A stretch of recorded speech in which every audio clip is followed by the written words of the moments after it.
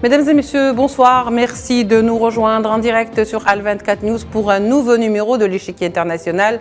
Ce n'est pas une surprise si le mouvement de répression sur des militantes sahraouis a atteint les limites de l'entendement. Ce n'est pas non plus une surprise de voir que les forces de sécurité aient réprimé la marche des militants sahraouis sortis crier leur liberté. Une répression féroce qui vise à faire taire la contestation, d'autant que celle-ci intervient avec la visite surprise inopinée de l'envoyé spécial du secrétaire général de l'ONU, Stéphane de Mistura, dans ces territoires occupés longtemps interdits d'accès aux observateurs onusiens ou même états-uniens par le Maroc. Il s'agit bien sûr de la répression d'El Ayoun. Cette visite vient damer le pion à toutes les allégations répandues par le Makhzen quant à une éventuelle liquidation du dossier sahraoui et un positionnement de fait des États-Unis et de son classement de la voie de référendaire au profit de la fameuse option marocaine, à savoir celle de l'autonomie prônée par Rabat. Le débat est lancé.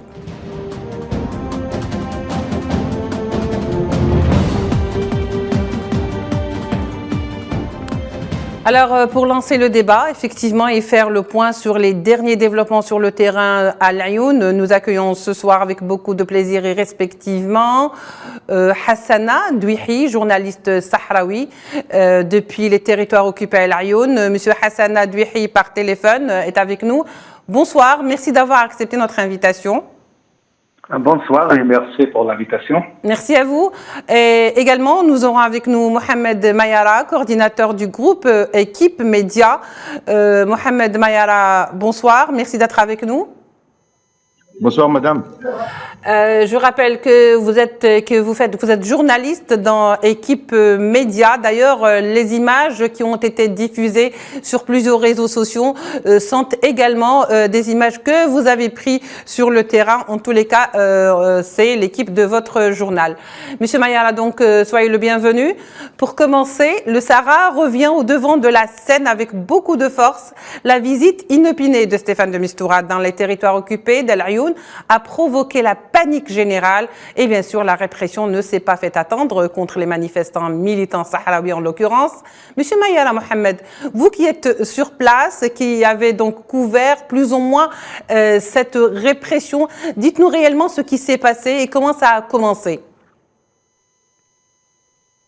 Monsieur Mayara, vous m'entendez?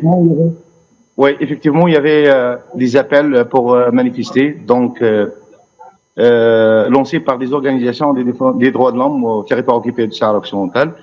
Donc, parallèlement avec la visite du monsieur, l'envoyé personnel du secrétaire général.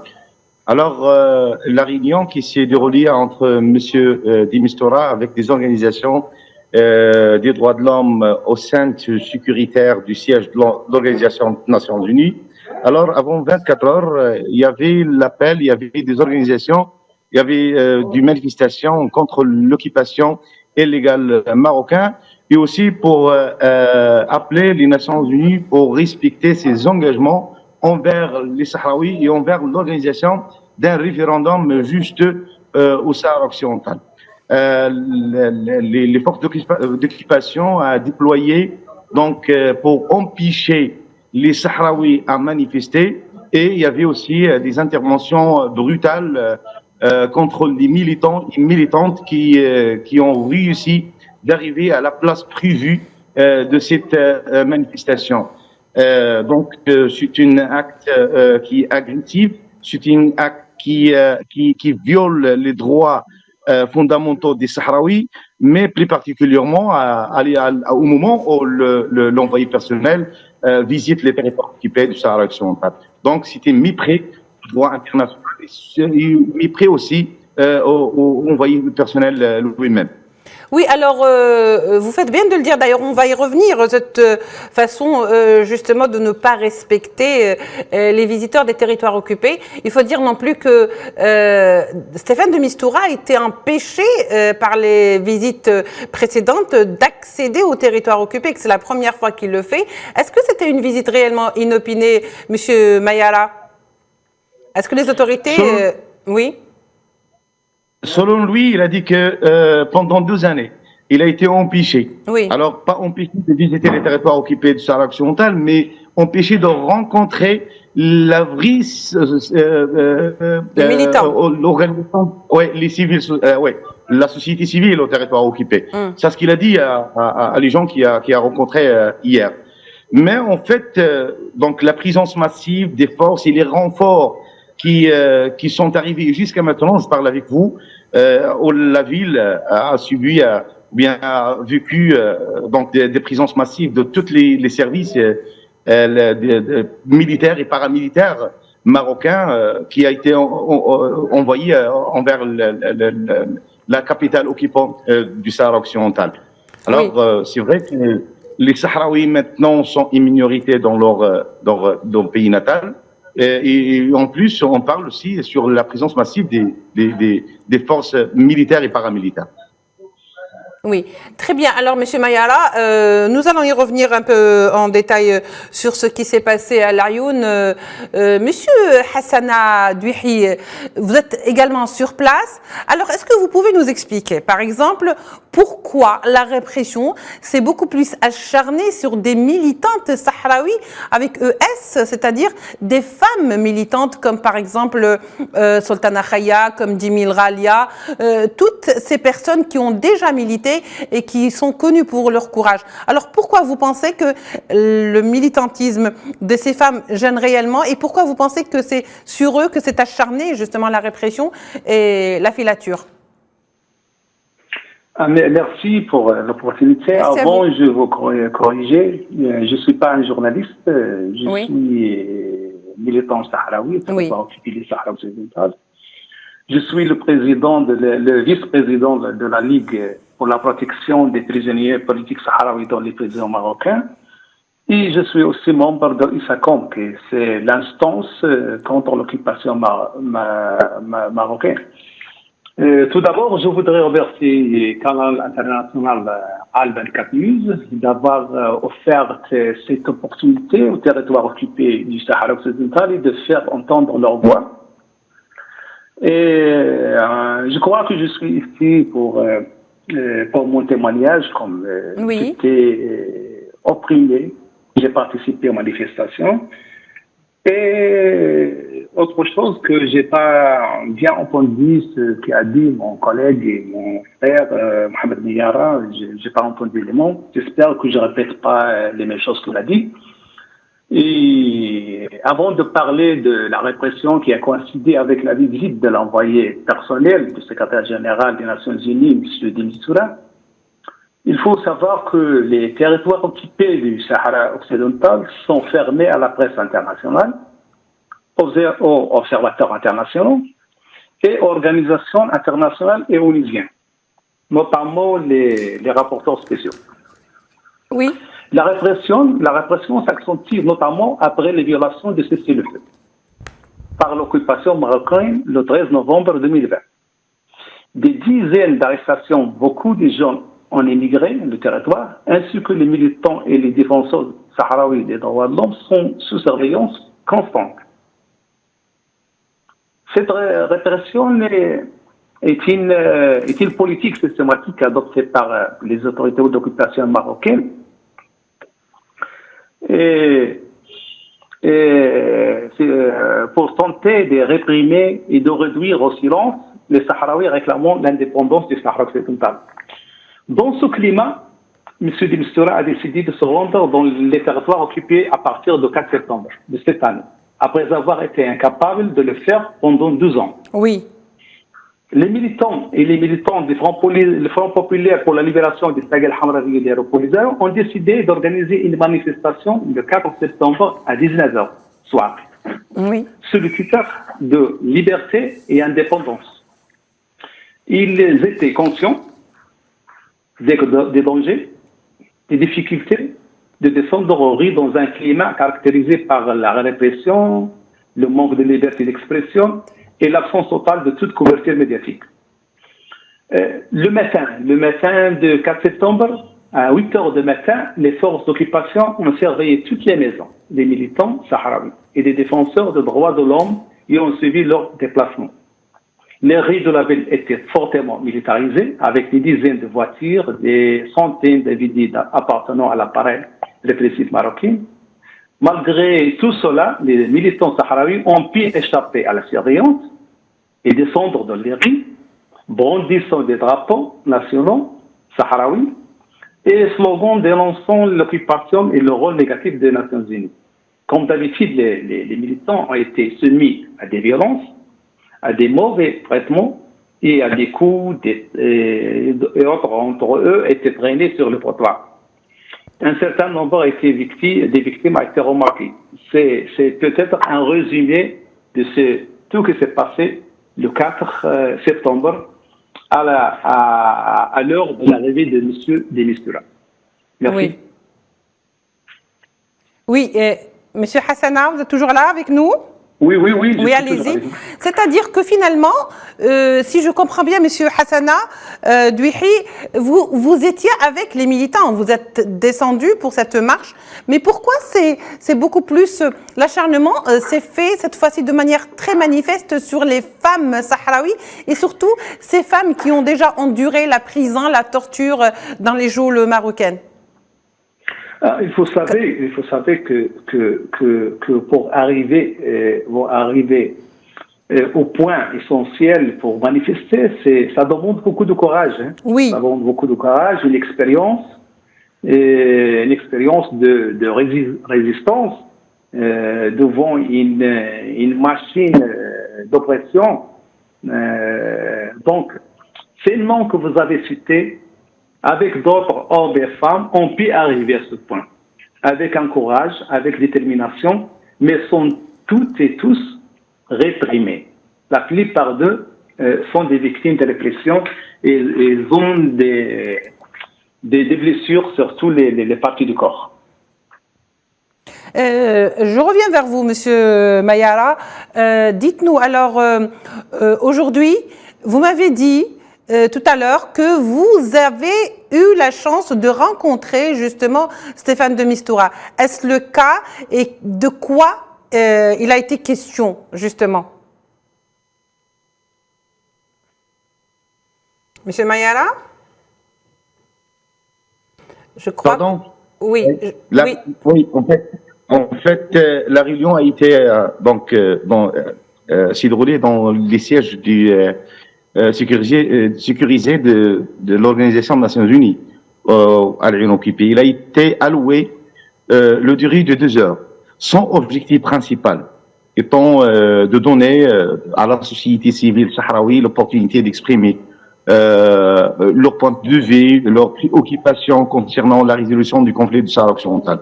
Alors, toutes les Sahraouis, ils ont exprimé la déception et en fait leur rejet total à la situation actuelle, la situation du de facto, comme on dit.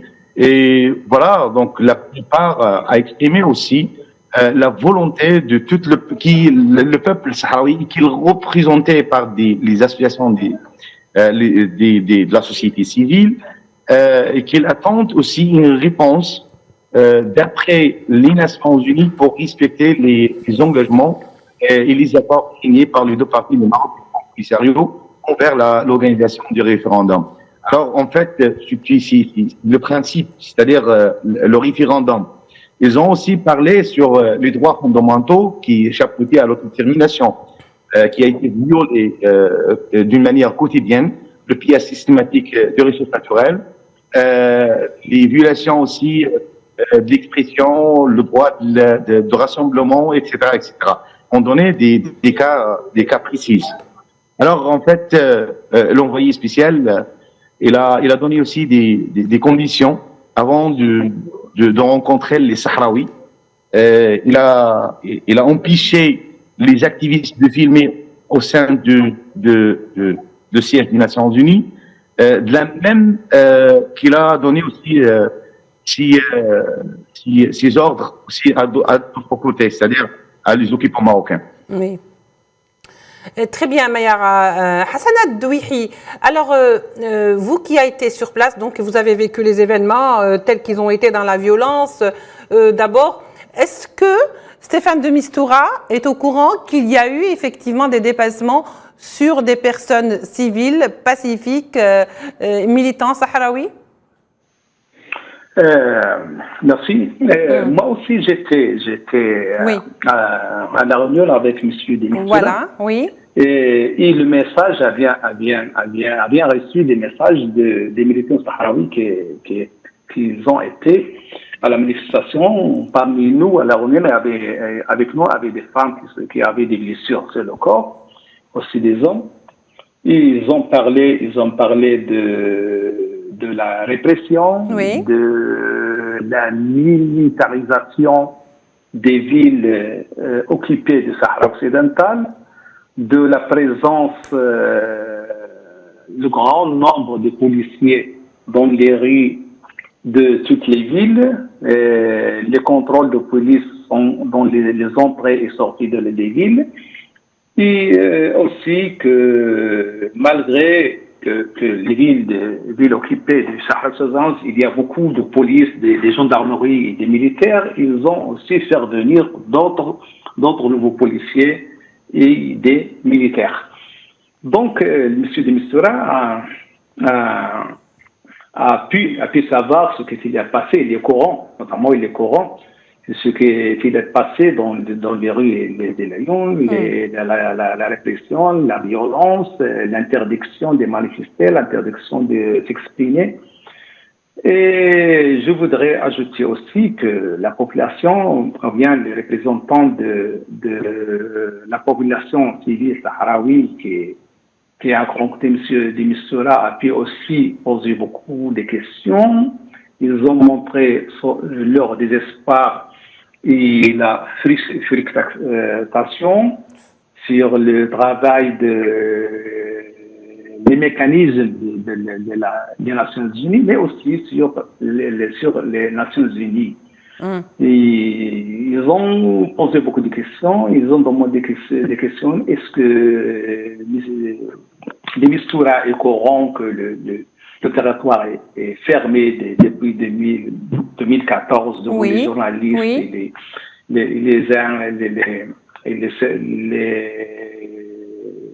les organisations internationales et onusiennes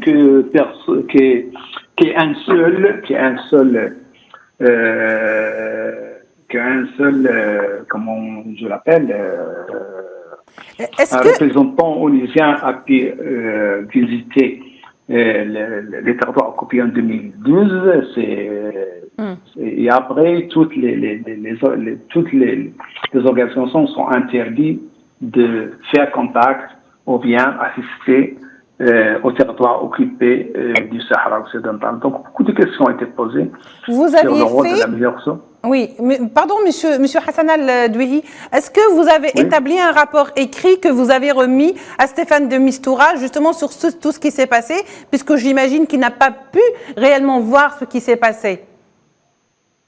Oui, bien sûr, comment il y a un énorme nombre d'organisations, chacun s'intéresse à un sujet. Par exemple, moi, je représente les prisonniers politiques sahraouis, leurs familles, mais aussi il y a des organisations, des violations des droits humains, comme ISACOM, comme la CDH et autres. Ils ont présenté le dossier et ont bien parlé de ce qui s'est passé le 4 septembre. Surtout le nombre de victimes et la répression et l'interdiction de se manifester. Oui. Donc, chaque organisation a pu donner au M. Demistura un rapport détaillé sur les violations. Voilà, très bien. Monsieur Mayara, Mohamed, est-ce que vous ne pensez pas que finalement cette visite inopinée était un grand camouflet pour le Maroc, lui qui croyait de toute façon faire un petit peu le voile et le blackout sur ces territoires occupés que sont donc l'Arioun et Dakhla? Oui, tout à fait, madame, parce que en fait, il y a des Sahraouis donc qui ont assisté à la réunion avec Monsieur Demistura, qui ont posé la question: comment un citoyen sahraoui, par exemple ordinaire, peut-il avoir le courage de faire face à une occupation illégale lorsque même des hauts responsables de l'ONU, comme lui, a été refusé l'entrée, m'a accédé les territoires occupés du Sahara occidental et rencontré des militants sahraouis? C'est une question en fait qui reflète les défis profonds auxquels sont confrontés les civils sahraouis vivant sous occupation. Mais aussi, vraiment, je crois que pour le Maroc, qui a nié les droits civiques, donc normalement que les Sahraouis ont vécu sur la répression, ça fait plus des 5 décennies. En fait, la question que le Maroc qui a refusé l'entrée de M. De Mistura, il est maintenant dans une situation qui est vraiment embarrassante. Très gênante. Voilà, exactement. Oui. Voilà, exactement. Oui. Ouais.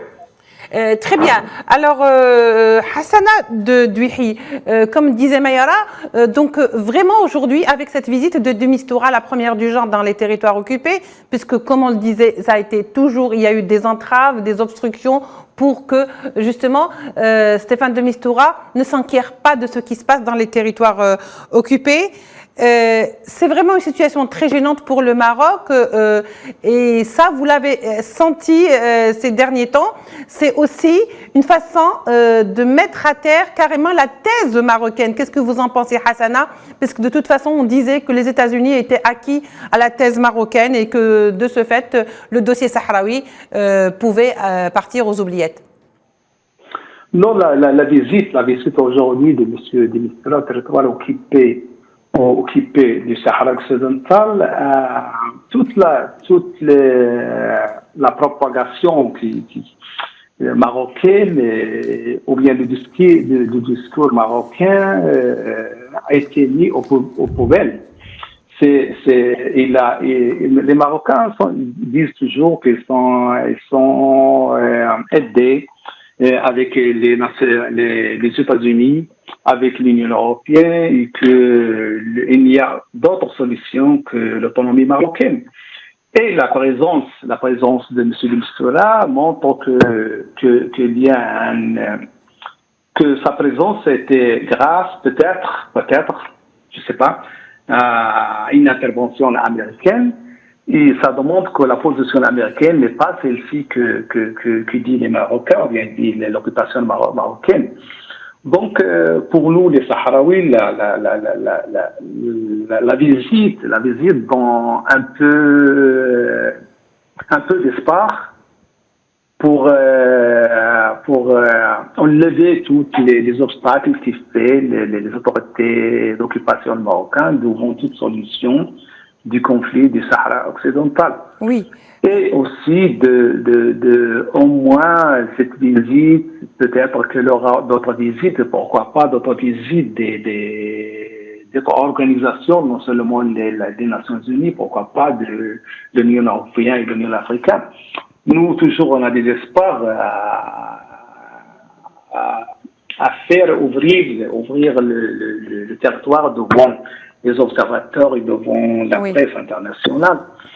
Et le Polisario et la République arabe sahraoui démocratique au sein de l'Union africaine fait un grand travail. Il y a aussi des discussions avec l'Union européenne sur les ressources naturelles du Sahara occidental.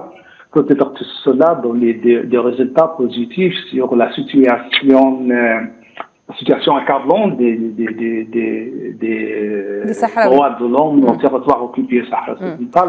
Toujours nous aurons l'espoir, et j'espère que ce ne sera pas la dernière visite, et qu'au moins les Sahraouis peuvent un jour s'exprimer librement sur leur territoire. Merci beaucoup, M. Hassana Douihi. Je remercie en tous les cas nos invités, M. Mayala Mohamed, qui est coordinateur du groupe Équipe Média et qui donc a diffusé les photos qu'on a vues sur les réseaux sociaux. Merci également à Hassana Douihi, qui est militant sahraoui, qui était également dans les marches et les manifestations et qui était également avec la rencontre de Stéphane de Mistura. Je vous remercie, mesdames et messieurs, de nous avoir suivis. On se retrouve demain pour un nouveau numéro de l'Échiquier International. Au revoir.